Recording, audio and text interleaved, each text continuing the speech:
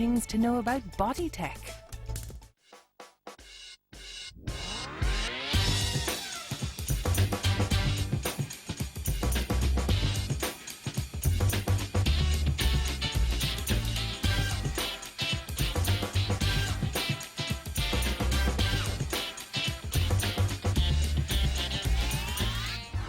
The human body is made up of a collection of incredibly intelligent systems that control how we live.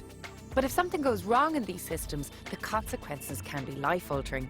In this week's programme, we look at how science is harnessing the power of the body itself to cope with life's challenges. Jonathan discovers how stem cells could be the answer to healing a broken heart. Katrina investigates deep brain stimulation. And I meet a man whose bionic hand has helped him take to the skies. That's absolutely fantastic. Everything we do is controlled by electrical signals in our body. These signals carry messages from one cell to another to tell us what to do and when to do it.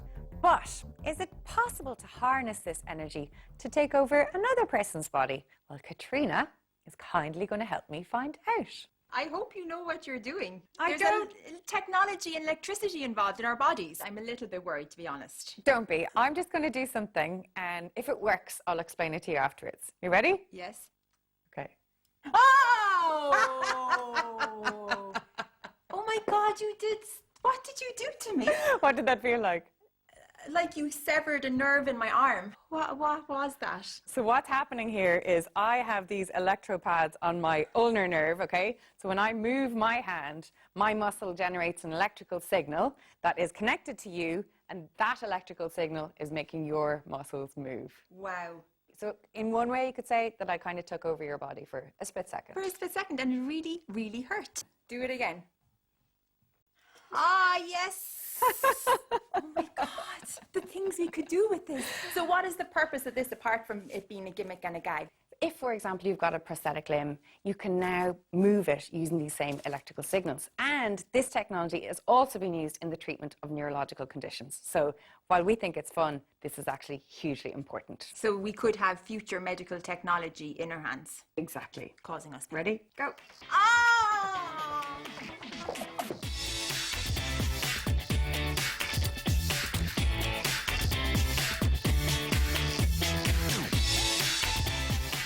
It's very easy to take our bodies for granted, but losing a limb has a major impact on a person's life, not just physically and mentally, but in trying to do the small, everyday things. Today, I'm in Northern Ireland to meet a man who's overcoming these difficulties with the aid of what can be called a bionic hand. Stephen Lowry was injured in a bomb explosion in Northern Ireland in the 1980s. It was in September of 1985. I was working as a DJ in a nightclub in Lowry, and the club was finished. It was clearing up at the end of the night with the guys that worked there. There was a jacket lying on the seat in the corner, so I went down, picked the jacket up, and it blew up in my face. And literally it blew my hand clean off, and I remember looking for my hand. I remember seeing the bones. I remember the blood coming out.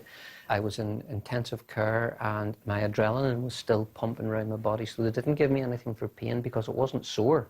And that's another thing that people have said to me a lot. Did it hurt? Did it hurt? Must have been really sore. Oh, no, it didn't hurt at all. After losing his hand, Stephen began attending Musgrave Park Hospital in Belfast. It was here that doctors suggested him as a candidate for a new myoelectric hand. Inside there are two electrodes. Yes. And what happens is that when you're wanting to close your hand, you would normally activate the muscles here. Yes. And when you want to open your hand, you would normally activate the muscles at the back. Yes. And when you get these muscles to move, the electric action potentials are picked up by the electrodes in here. Yes. And these small action potentials are then amplified Yes. and used to move the motors in the hands. So the motors are individually in the fingers and are powered by the muscle activity.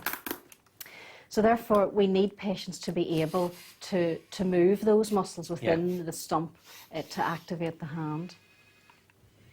It just happens naturally now for me. It works great, it just happens.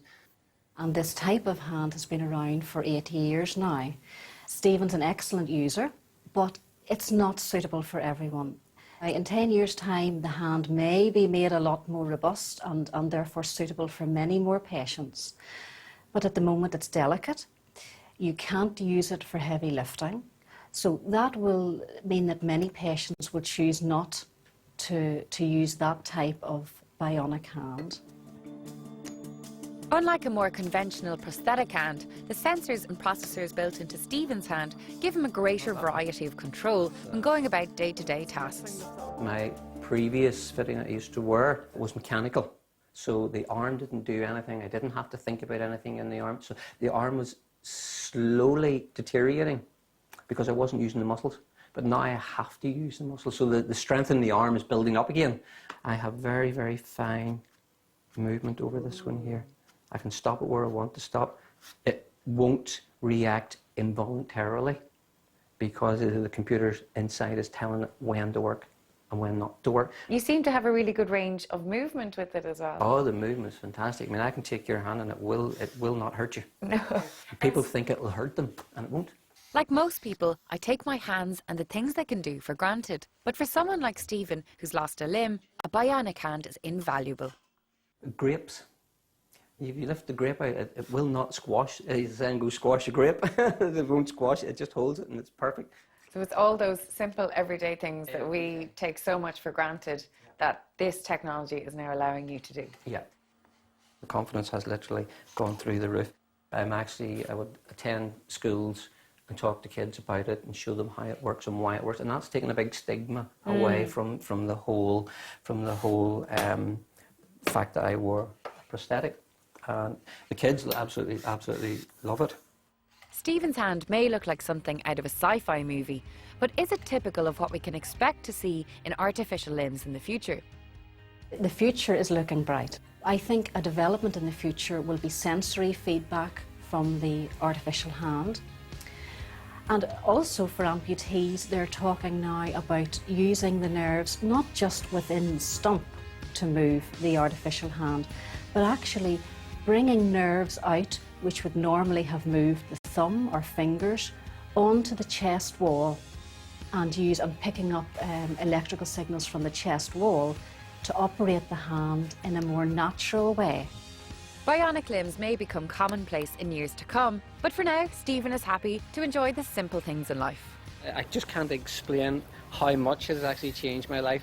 I'm learning to fly, fulfilling a lifetime dream. That's absolutely fantastic. It'll never ever replace the real hand, but it's nearly there. It literally is life-changing.